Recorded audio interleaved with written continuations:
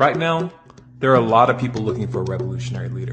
They're looking for someone who can step up against the government and the bankers, organize, and provide a plan of action. One doesn't have to look very far to see evidence for this. The calls for leadership aren't always explicit. Sometimes it's just as simple as asking, what now? What do we do? But make no mistake, when you say things like this, you are in fact advertising that you're looking for someone to guide you. And for someone who's looking to take the reins, you're letting them know that the opportunity is there. This is a very dangerous situation, because what we have is a power vacuum and a lack of clarity as to how that vacuum should be filled. It's dangerous because someone could easily arrive on the scenes right now, tell you what you want to hear, and lead you in a direction that could be far worse than our current situation. And yes, it most definitely could get worse. Those who can't see that don't know their history. If you want an idea of what I'm talking about, if you want an example of how bad things can get when the wrong person takes control of a revolution, do some research into the consequences of Robespierre's leadership during the French Revolution.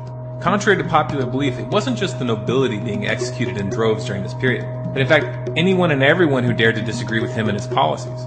Historically, the French Revolution is far more representative of what happens during political upheavals than what we saw during the American Revolution. Periods of instability and chaos favor the rise of dictators. Now, I could try to tell you that the desire for leadership is a psychological fault or a sign of weakness. That really wouldn't be fair. In itself, the desire for leadership is natural. It's a built-in aspect of our disposition as a species.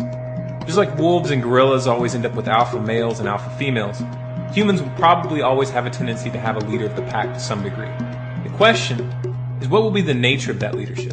And what will be its relationship to the people? Will you follow a man you've never met who raises his voice thousands of miles away? Will you let him dictate to you the choices that you should make and the course that your culture is going to take? That doesn't seem likely to be the path to freedom. The reality of the matter is this. We don't need one strongman, one charismatic leader to head the charge. We need every single one of you to take responsibility for where we are and start doing everything in your power to change course. This doesn't mean you need to attempt to control those around you or to gather followers. Leadership isn't about the number of followers you have. Leadership is simply the capacity to think independently and to take action without asking permission. A real leader doesn't wait for someone else.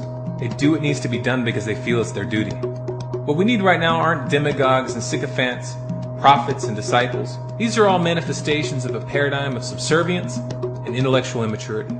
What we need are reluctant leaders, individuals who have absolutely no desire to stand above others, and who are much more interested in building up those around them than they are in rising to great heights politically.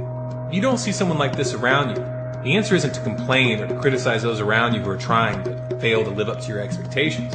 The answer is to be that leader, especially if you don't feel worthy, especially if it goes against every fiber of your being to do so. Those who desire power usually shouldn't have it. When I say that you should be that leader, it doesn't mean that you have to have a plan. This doesn't mean that you need to know how to organize people or be a charismatic public speaker. Leadership isn't a specific skill. It is strength of character.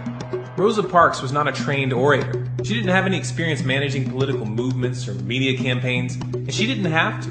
Her act of courage was enough to inspire those who did have such skills to take the next step. This is an important concept to internalize. We cannot know the full effect of our actions, and our involvement should not be based on our chances of success. We accomplish much more when we're willing to look at ourselves like grains of sand, whose movements over time assist in smoothing the surface of a sharp stone. In that sense, we also need to realize that we may not live to see the final result. If every single one of us operates from that standpoint, then the question of who will lead will be irrelevant. If you agree with this message, please share it with other people. Post it on Facebook, post it on Twitter, post it on your website. Send it to your friends via email. And if you'd like more content like this, please subscribe to this channel, Storm Clouds Gathering, here on YouTube. We have a new video coming out every Monday and Wednesday, and we have a bonus video tomorrow. For bonus content and other updates, please follow us on Facebook, facebook.com/stormcloudsgathering, on Twitter at Collapse Updates, and of course our website, stormcloudsgathering.com.